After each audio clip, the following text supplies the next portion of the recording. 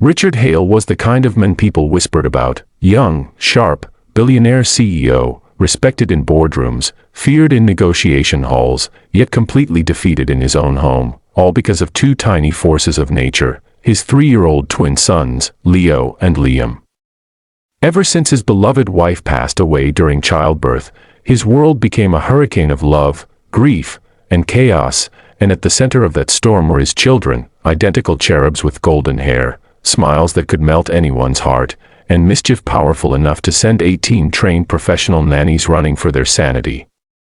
They hid lizards in handbags, painted walls with toothpaste, filled toilet bowls with toys, and once even glued a nanny's shoes to the floor. Richard was exhausted, constantly drowning in resignation letters, sleepless nights, and guilt that he was failing as a father. The Hale mansion, despite its chandeliers and marble, felt broken, until the day a quiet young woman stepped through the door, dressed in a simple maid uniform, hands slightly trembling, eyes filled with determination instead of fear. Her name was Aisha. She didn't come from elite nanny academies, didn't have glowing recommendations, just a humble background and a job application clutched tightly in hand. The head butler scoffed, "You won't last a day," and everyone nodded, because no one lasted more than a week, some barely an hour. But she simply smiled.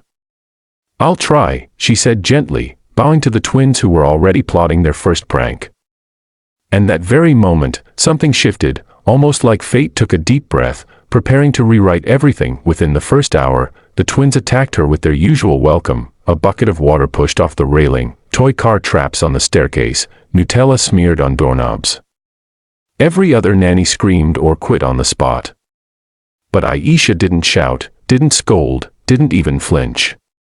Instead, she knelt down, water dripping from her hair, and looked the boys in the eyes. "That was clever," she said warmly, as if praising them. "But you know what's even more fun than pranks?" Their eyes sparkled with curiosity. No one had ever admired their chaos before. Aisha stood up, clapped her hands, and introduced something they'd never experienced: games with rules. She challenged them to build the tallest tower with blocks, but told them she'd knock it down only if they misbehaved. She cooked pancakes with funny shapes, turned bath time into pirate adventures, and turned discipline into reward-based missions. Instead of scolding, she guided.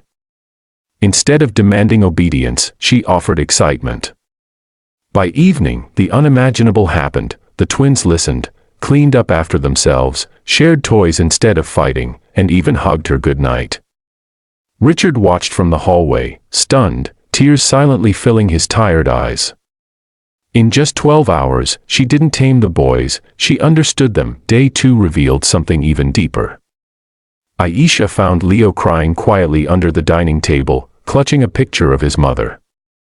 Liam stood guard, as if protecting his brother's fragile heart. The world saw them as troublemakers, but Aisha saw 2 lonely children aching for affection, desperate for attention in the only language they knew: mischief. She wrapped them gently in her arms and whispered, "I know what it's like to be alone too." Her voice trembled, revealing her own buried story. Her mother had passed away when she was young, and she raised her siblings through hardship most adults couldn't bear. She understood loss, chaos, and the silent scream for love. The twins didn't need a nanny, they needed a heart that listened. That night, Richard found them asleep in Aisha's lap, arms around her like she was the home they had long searched for. He sat across from her, voice soft and breaking. "How did you do it?" 18 nannies failed. Aisha smiled through tears. "They didn't fail, sir. They just never saw what the boys truly needed. Children misbehave when their hearts are hurting."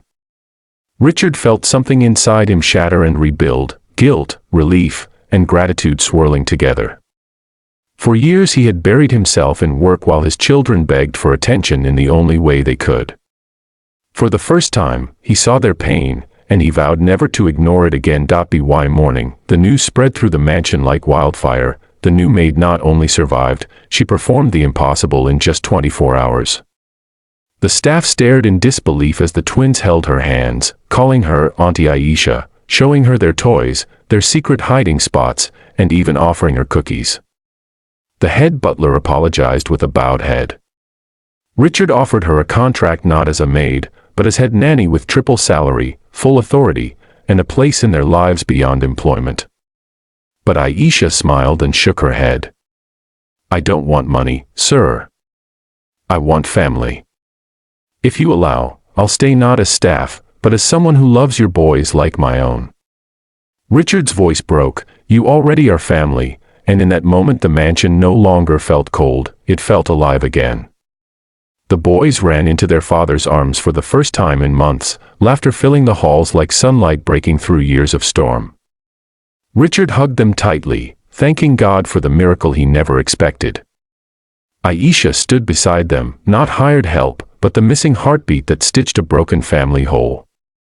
In 24 hours, she didn't tame the twins, she healed them. This story reminds us that sometimes the greatest miracles don't come wrapped in perfection, they come quietly, wearing simple clothes, with gentle hands and a heart brave enough to love what others run from. And if stories like this touch your heart, make you feel something real, then hit subscribe, because more powerful, emotional stories are waiting for you. Stories of love, loss, miracles, and the moments that change everything. Don't miss the next one.